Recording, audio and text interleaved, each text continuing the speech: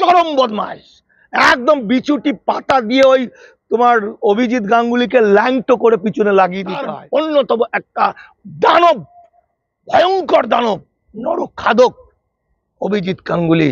পারলে গাঙ্গুলি একটা গালাগালির প্রতীক শব্দ। অভিজিৎ গাঙ্গুলি মানে একটা গালাগালি। এই শালা অভিজিৎ গাঙ্গুলি, এই শালা অভিযোগ করে না। এই কুলাঙ্গার, এই বেঈমানগুলোর লজ্জাও করে না। আরএসএস যে মানুষগুলোকে ট্রেন্ড করেছিল তাদের অন্যতম অভিজিৎ গাঙ্গুলি। অভিজিৎ গাঙ্গুলিকে আরএসএস ঢুকিয়েছে বিচারপতি হিসাবে। যেভাবে অভিজিৎ গাঙ্গুলির দায়িত্ব ছিল আরএসএস এর পক্ষ থেকে মানুষের দৃষ্টি ঘুরিয়ে দেওয়া। চোর ধরো জেল ভরো, চোর ধরো জেল ভরো, চোর ধরো জেল ভরো। উনি হচ্ছেন জমিদারের বেটা, পাকার খেলে আও, সঙ্গে সঙ্গে পাকার খেলে। কাউকে চাকরি খেয়ে নেবো বললে খাওয়া হয়ে গেল, হয় না। এগুলো ফলস, গেম ওভার বলে বেরিয়ে চলে আসে। সুজন চক্রবর্তীর মতো লোকেরা লাগাতার মিথ্যা কথা বলেছে, লাগাতার মিথ্যা কথা। তৃণমূলের ভিতরে প্রচুর পরিমাণে আরএসএস বিজেপির লোক আছে যারা ছুপা রুস্তম হিসাবে ছিল। এদের রক্তের ভিতরে যে চঞ্চলতা, হিন্দু রাষ্ট্র মানে সকলকে দাস বানাবো। সম্প্রতি একটা সাংঘাতিক খবর ছড়িয়ে পড়ছে চারিদিকে, সেটা প্রাক্তন বিচারপতি, এখন প্রাক্তনই বলবো, তার কারণ হচ্ছে তিনি প্রাক্তন হয়ে গেছেন, গত 2-3 দিন আগেও তিনি প্রাক্তন ছিলেন না। অভিজিৎ গাঙ্গুলি।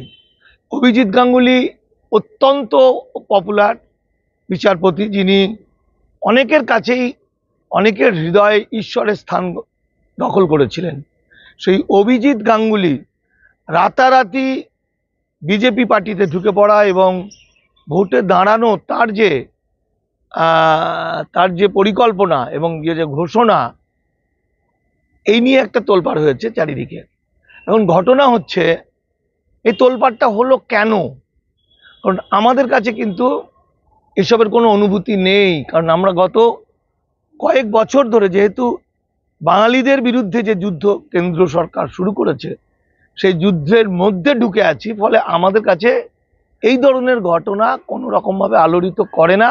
কারণ বছর 2 আগে থেকেই, নাকি বছর খানেক আগেই আমরা জানিয়েছিলাম এই অভিজিৎ গাঙ্গুলি কে, তার পরিচয় কি, আলটিমেট তার কি হতে পারে। আপনারা জানেন সুপ্রিম কোর্টের এক সময়ের বিখ্যাত বিচারপতি, প্রধান বিচারপতি রঞ্জন গগৈ, যিনি অন্যায়ভাবে, বেআইনিভাবে বাবরি মসজিদ ধ্বংসকে সমর্থন জানিয়ে সেটা রাম মন্দির করার বার্তা দিয়ে তিনি রায় দিয়েছিলেন।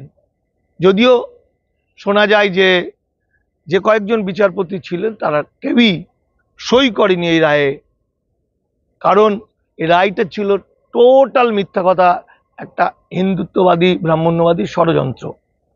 আমরা জানি যেদিন তিনি রায় দিলেন বাবরি মসজিদ ধ্বংস হওয়ার পরে ওখানে রাম মন্দির তৈরি হবে ইত্যাদি, যেটা হলো রাম মন্দির, তথাকথিত রাম মন্দিরে স্থাপন করলেন, রামের জন্ম দিলেন। নরেন্দ্র দামোদর মোদী বিরাট বড় পাওয়ারফুল মানুষ, তিনি রামের জন্ম দিয়ে দিলেন। উদ্বেল হলো গোটা ভারতবর্ষ। আমরা জানি অন্যায়ভাবে মুসলিমদের উপর আঘাত এনে বাংলার সংবিধানকে ধ্বংস করে রঞ্জন গগৈ যে ইতিহাস স্থাপন করলেন, পরবর্তী সময় তিনি বিজেপির আনুকূল্যে তিনি কিন্তু রাজ্যসভার এমপি হয়ে গেলেন। লজ্জাও করে না এই কুলাঙ্গার, এই বেঈমানগুলোর লজ্জাও করে না, ভাবতে ঘৃণা লাগে। তো আমরা জানি সেই রকমই আরেকটি পদার্থ অভিজিৎ গাঙ্গুলি। আপনারা হয়তো অনেকে জানেন অথবা জানেন না, 1925 সালের আরএসএস প্রতিষ্ঠা হওয়ার সময় তখন থেকেই তাদের প্ল্যানিং ছিল 2024 সালের মধ্যে, মানে 100 বছরের মধ্যে ভারতবর্ষকে তারা পিছিয়ে নিয়ে চলে যাবে সেই আর্য যুগে, অর্থাৎ তথাকথিত হিন্দু রাষ্ট্রে, মানে মনুস্মৃতি লাগু করাবে। এইটা করার জন্য গত 100 বছর ধরে তারা নানা রকম পরিকল্পনা করেছে, আর আমরা সেই ফাঁদে পা দিয়েছি। এখন ঘটনা হচ্ছে যে এই আরএসএস 82 থেকে 83টা সংগঠনের নামে তারা কাজ করে পশ্চিমবঙ্গে, ভারতবর্ষে। যেমন আইএসদের মধ্যে আরএসএস এর সংগঠন আছে, আইপিএসদের মধ্যে আছে, সাংবাদিকদের মধ্যে আছে, বিচারপতিদের মধ্যে আছে, পুলিশ অফিসারদের মধ্যে আছে, স্কুল মাস্টারদের মধ্যে আছে। সমস্ত জায়গায় এরা বিরাজমান এবং এরা মানুষকে এমনভাবে মাথাটা খারাপ করে দিয়েছে, মানুষ জানেই না যে কি দেখছি কি বলছি, মানুষ বুঝতেই পারে না। সবাই যেন একটা হিন্দুত্ববাদে উদ্বেল হয়ে গেছে। ঠিক এইরকমই আরএসএস যে মানুষগুলোকে ট্রেন্ড করেছিল তাদের অন্যতম অভিজিৎ গাঙ্গুলি। আমরা জানি, আমি বারবার বলেছিলাম, আমরা দামাল বাংলার পক্ষ থেকে বলেছিলাম, অভিজিৎ গাঙ্গুলিকে আরএসএস ঢুকিয়েছে বিচারপতি হিসাবে। যেভাবে ভারতের বিভিন্ন কোর্টের মধ্যে এরা আছে, বিভিন্ন হাইকোর্টে ওরা আছে এবং টোটাল ব্যবস্থাটাকে ওরা কোলাপস করে দিয়ে তথাকথিত হিন্দু রাষ্ট্রের দিকে এগিয়ে নিয়ে যাচ্ছে। তো আপনারা অনেকে জানেন হয়তো যে গত 2 বছর ধরে, 2 বছর কি 3 বছর হতে চললো, পশ্চিমবঙ্গে এনআরসির কাজ চলছে, মানে এনপিআর চলছে, ন্যাশনাল পপুলেশন রেজিস্টার। এই এনপিআর চলার সময় অভিজিৎ গাঙ্গুলির দায়িত্ব ছিল আরএসএস এর পক্ষ থেকে মানুষের দৃষ্টি ঘুরিয়ে দেওয়া। এবং অভিজিৎ গাঙ্গুলিকে সমর্থন করেছেন এবং সহযোগিতা করেছেন আরেক বেঈমান বাঙালি, তিনি হলেন বিকাশ রঞ্জন ভট্টাচার্য সিপিএম এর এবং সিপিএম পার্টি টোটালি।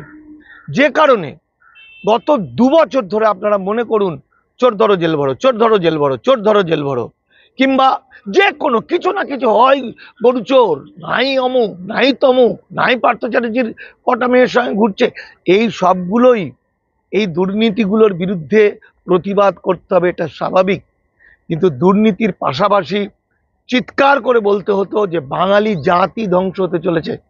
অর্থাৎ এনআরসির প্রথম ধাপ এনপিআর করে নিচ্ছে, এনপিআর এর মানুষ যাতে বুঝতে না পারে তার দৃষ্টি ঘুরিয়ে দেওয়ার জন্য বিভিন্ন কৌশল নেওয়া হয়েছে। যেমন সিপিএম এই গত 2 বছরে এত রকম বিষয়ে আন্দোলন করেছে, যে কারণে সিপিএম এর একজন নেতা শতরূপ ঘোষ বলছেন, আমরা এত বিষয়ে আন্দোলন করেছি যে কারণে মানুষের দৃষ্টি ঘুরে গেছে, এনআরসিটা করে নিয়েছে। অভিজিৎ গাঙ্গুলি সেই একটি লোক যার এজেন্ডা ছিল মানুষের দৃষ্টি ঘুরিয়ে দেওয়া। একদিকে অভিজিৎ গাঙ্গুলির নাটক, ধরে নিয়ে এসো, উনি হচ্ছেন জমিদারের বেটা লিয়াকত আলী শেখ অথবা নবাব সিরাজদৌল্লা, পাকাড়কে লে আও, সঙ্গে সঙ্গে পাকাড়কে ধরে নিয়ে চলে আসছে, ওই 35,000 চাকরি হটাও। ভারতের সংবিধান এটা নয়। ভারতের সংবিধান, তাতে একজন খুনিও কথা বলার অধিকার পায়। ভারতের সংবিধানের 21 আর্টিকেল, বাঁচার অধিকার।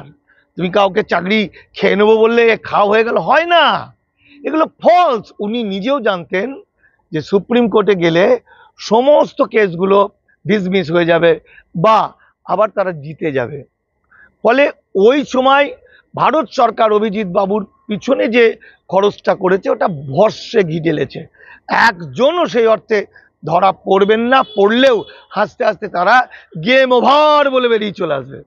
গেমটা এটাই, তথাকথিত হিন্দু রাষ্ট্র করার জন্য দরকার ছিল দাস ব্যবস্থা, অর্থাৎ বেনাগরিক করা।